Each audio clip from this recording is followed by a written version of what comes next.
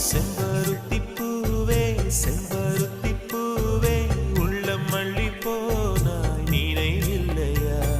கண்கள் அறியாமல் கனவுக்குள் வந்தாய் மனசுக்குள் நுழைந்தாய் நினைவில்லையா உன்னை சுற்றி சுற்றி வந்தே நினைவில்லையா என்னை சுத்தமாக மறந்தே நினைவில்லையா அதை சொல்லத்தான் நினைக்கின்றேன் நான் சொல்லாமல் தவிக்கின்றேன்